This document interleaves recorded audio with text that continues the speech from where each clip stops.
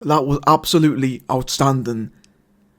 That second half, that was brilliant, absolutely brilliant from our players. And honestly, to be fair, it feels weird, but honestly, although we more than deserve that point, I think we could have won it in the game. Honestly, it's crazy to say, I know, but honestly, like genuinely, if we have 11 men, we win that game of football without a doubt.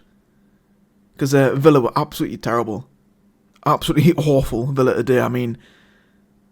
For a team who finished 6th last season and are playing in the Europa League, I expected a bit better than that. But fucking hell, it was shit. It was so bad. But anyway, well, I'll talk more about them in just a little bit. We're going to go through the team. So Sunderland, we had Roos in goal, a back four of Hume, Mukiele, Alderete, Mandava, Rig, Xhaka, Sadiki in midfield, Talbi in the FIP, either side of Wilson Isidor. Aston Villa had Martinez in goal, Cash, Conser, Mings, Digne in the back four, McGinn, Kamara, the two midfielders, Gasson, Rogers, Mendy all behind, Ollie Watkins. Substitutes, Sunderland had Dan Ballard, off Masuaku, Laza Mayenda, Lucharel Getrauda, Dan Neil, Anthony Patterson, Simon Dingre, Brian Brobby and Burton Traore. Villa had Ian Matson, Harvey Elliott, Daniel Marlon, Lamar Bagard, Jadon Sancho, Marco Bizot, Paul Torres, Victor Lindelof and Jamaldine Gemot. Now first half, to be fair, first half, I thought we were the better team first half, to be completely honest. Don't get us wrong, obviously Villa had a huge opportunity. Gasson and Watkins both had big chances, but Roos put on some unbelievable saves to deny them, although to be fair, Watkins' shot was offside anyway, so wouldn't have counted. But absolutely unbelievable save from Robin Roos in that first little bit there. And then unfortunately, around about half an hour, Matty Cash decides he's going to give Reinildo, he's going to shove Reinildo off the ball. It's a foul. Fair enough. He's a dirty little cunt. But Reinildo was like, you know what, mate? I'm just gonna turn around, kick you in the balls, studs up. It was so stupid for Reinildo to do that. I don't know what he was thinking, by the way. Bear in mind, this is the bloke who, after Xhaka, is the most experienced player on that football pitch. Probably in the whole squad, other than maybe Simon Miller.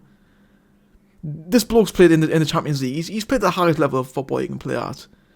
What on earth was he thinking, man? Like, honestly, it doesn't matter if Cash deserved it, which, by the way, he probably did. Right, fair enough, but fuck, man. Honestly, we were on the front foot. We were comfortable. And then he just, it was just so reckless, man. It was so stupid, man. It really, really was. And, unfortunately, we didn't have the stuff on the back foot. After that one, but also brought Ballard on for Rig. To be fair, I feel bad for Chris Rig. To be fair, he was doing very, very well in that first half. To be fair, like his first Premier League start, and unfortunately, it was ruined because of a moment of madness by Reinildo, really. And then second half, to be fair, we were the better team second half. We started off really, really well. Alderete hit the crossbar from across in the box, and overall we were looking very, very good. The score, but then on the hour mark, Matty Cash. To be fair, like from where I was sitting, to be fair, it looked like Cash was absolutely right off at the bottom right, the top right corner. It looked like it was absolutely won the goal. And I look back on the replay. Some people are saying that Roos should have saved it. To be fair, right, looking at the replay, the sun was clearly in his eyes. I'm not saying it's an absolute excuse, but the sun was in his eyesight. And I think just the power behind the ball as well. To be fair, you can see he's trying to power it over the bar, but it just hasn't worked out for him. And it's unfortunate for Robin Roos.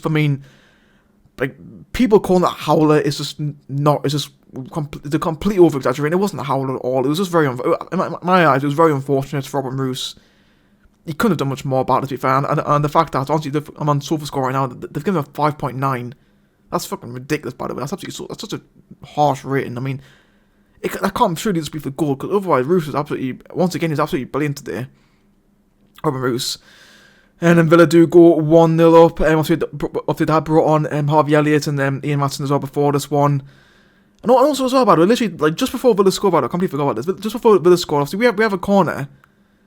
Ian Matson, I didn't see what happened, but I think he pushes Ballard over in the box. The referee books Matson, but he doesn't give a penalty. I'm no expert in the rules, by the way. I'm assuming the reason why he hasn't given it is because the ball wasn't technically in play. So that's why he hasn't, which I think is why he has booked Maatsen. I think that's why. I could be completely wrong. Please, if someone could enlighten me down below, that'd be much appreciated. Yeah, that was a weird one. Really was a weird one.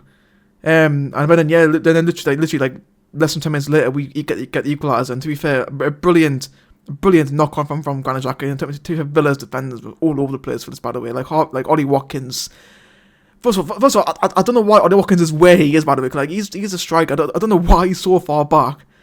Fair play because Villa's back line are playing the high line. You know, they're trying to get goals out of Isidor. You know, basically, if Ollie Watkins wasn't there, Isidor would have been offside. But because Ollie Watkins is where he is, he's playing Isidor on. Easy goal, 1-1. And then, yeah, brilliant from Isidor. First player to ever score in 3 goals in the newly promoted team's first 3 home games in Premier League history as well, by the way, Isidor. So, great achievement for that. We then bring on a few subs. Mayenda, Masuaku, Gachado come on. And then Sancho and Bogarde both come on for Villa. And yeah, I mean, I'm no expert on Aston Villa by any means, but I'm guessing the reception that Morgan Rogers got by the Villa fans as he got subbed off. I'm guessing he's not particularly a fan favourite at Villa Park at the moment, but yeah, honestly, overall, we see the game out. I mean, Watkins missed an absolute sitter by the way. Honestly, Watkins, he had an absolute howler in front of goal today. Honestly, I don't know how he missed that. It was a shocking header. It really was. But yeah, overall, we saw the game out, and yeah, and just the fact that we were down to 10 men for the best part of an hour, and we more than competed with Villa, in my opinion. Yes, Villa had more of the ball second half, as you would expect them to, but honestly, we played superbly. We really did. Honestly, I've got no complaints about the players, because all the players stuck in today. You know, they're all absolutely brilliantly. Like literally every single one of them played absolutely wonderfully today. They really did. And again, Aston Villa. I mean, I mentioned it earlier on, but dear me, they were so poor. They really were. I mean, just Buendia, like, mate, just go back to the fucking Championship, lad. Like, what the hell are you doing? You start so Morgan Rogers was shite as well. Really was. I mean, to be fair, I thought Kamara actually had a good game. I thought he did quite well. He got the assist for Cash's goal. And but yeah, I mean, again, Villa absolutely shocking. I mean, again, the finish 6. That's it. They were a dodgy decision away from being in the Champions League. Yet they got the first goal of the season today, which I think we all knew was going to happen. I think every Sunderland fan knew that Villa were going to score today. But yeah, really poor. And as you guys know, for any long-time viewers, I do enjoy a little bit of a rant at times, and I believe this is the first referee rant I'm going to have this season. Now, before I get into this, I'm just going to preface: the red card was absolutely a red card. I'm not discriminating at all. But the referee, Sam Barrett, oh my god, that was absolutely horrendous referee. And that was absolutely, borderline disgraceful. I'll be honest. I mean, just every single time the Villa players went down,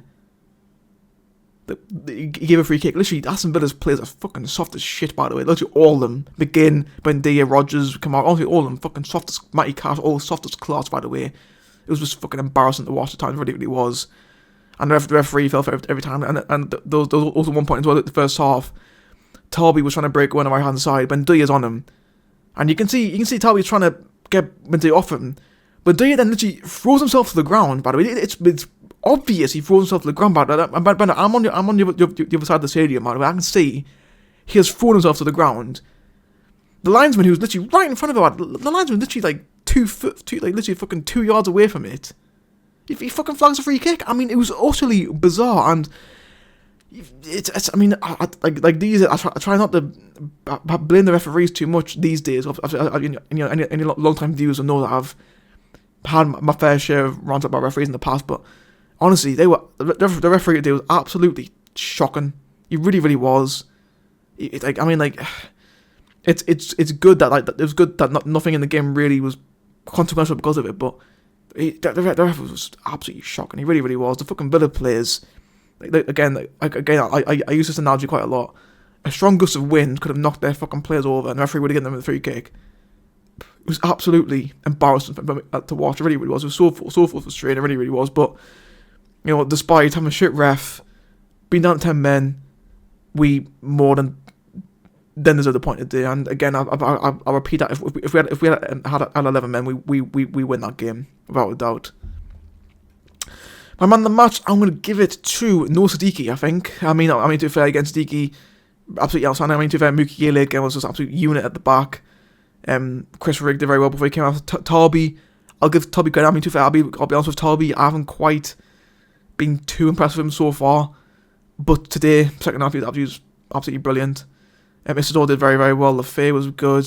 Hume did very, very well. I mean, to be fair, I'm talking about the referee. Hume absolutely just fucking murdered Roger. I mean, to be fair, literally, it was a late challenge. I mean, to be fair, I think the fact that he didn't even give a free kick for that, by the way, which I thought was surprising, because it was by far the worst chance we put in all afternoon. But honestly, I was half expecting Hume to get sent off for that one as well. That was a bad chance on Rogers, but thankfully the referee was just that bad. He just fucking completely missed it. But yeah, again, all the players put absolutely shit in the day, and I can't fault any of them. So looking at around the ground, obviously it's weird us being on telly, because obviously we're being on telly yet so far this season, and of course we are next weekend as well. And obviously yesterday Liverpool beat Everton 2-1. I mean, again, another win for Liverpool. It's a derby. I mean, it was to be fair, Liverpool dominated the first half. Got 2 good goals, and then second half was a bit better. Everton, a bit more of a fight second half, but not quite enough. Brighton Spurs, which finished 2-2. Brighton 2-0 up. Although to be fair, it was very much against the run of play, let's be honest. But then Tottenham, Tottenham absolutely battered them second half, and I think a point was definitely coming their way. Burnley Forest finished 1-1. I mean, to be fair, again, Burnley, great point for them at home. Forest, obviously Andrew at the wheel now. Obviously my first video since Andrew's come in, I think. Actually, with Crystal Palace away, my mistake. Obviously, Palace scored early. Forest scored early doors when Burnley. Fair play. I mean, again, obviously Forest Forest had more momentum first half, but Burnley more on the cable second half. I mean, a great point for Burnley at home. Crystal Palace beat West Ham at 2-1. I mean, again, West Ham, surely that's it for Graham Potter now. He's got to go. It's like 4 defeats in Oldham 5. They've lost all 3 home games. Yeah, absolutely just poor from West Ham. So bad. I mean, to be fair, like if Jared Bourne wasn't there, they would be in the Championship without a doubt. But yeah, Crystal Palace continuing where they left. I believe that's 17 unbeaten now for Palace. Unreal. Leeds won a game as well. Again, Leeds, scoring their first goals from open play, and 3-1 win at Wolves. I mean, again, Wolves. I think they made a big mistake giving Pereira a new contract, because God, Wolves are absolutely horrendous. I mean, to be fair, Leeds are absolutely, obviously Wolves took the lead at the first half, and Leeds absolutely pummeled them. For the rest of the half, and then second half, Wolves absolutely dominated, but they just did absolutely nothing with the ball. But yeah, Wolves. I mean, to be fair, if Wolves doing even worse than West Ham, they've literally lost all 5 games so far this season. But I think one of the worst starts in Premier League history for a team as well. Yeah, it's so poor. United beat Chelsea. United finally getting the win under Ruben Amorim as well. 2-1 win against Chelsea.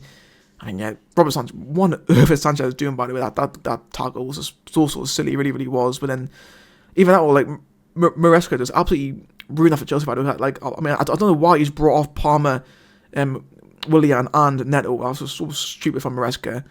And truthfully, to be fair, United, if United had any brains up front, they would have absolutely pummeled Chelsea. They would have done that. They really absolutely should have done, to be fair. It was just so poor up front, United. And then obviously Casemiro sent off. To be fair, I think you could argue it was 2 soft yellow cards for Casemiro. Really was quite unfortunate. Just unfortunately one of those against referee. And then last night, Fulham then beat Brentford 3-1. I mean, to be fair, Brentford, I think they're quite similar to West Ham in the way Brentford, where they concede 1 goal and then they completely fold like a pack of cards. They really do. I mean, Brentford, to be fair, a horror pass from Josh King. Straight to Mikhail Damsgaard to give Brentford the lead, but then Fulham completely turned up the notch gears and absolutely steamrolled Brentford in the end in that one. And then, of course, obviously, the other 2 o'clock game between Bournemouth and Newcastle did finish 0-0. Like, I haven't seen any of this game. I don't know what happened, but apparently Nick Pope was absolutely brilliant for Newcastle. So, fair play to him. But yeah, again, Bournemouth, I mean, to be fair, I think we all knew Bournemouth were going to be good going forward this season anyway.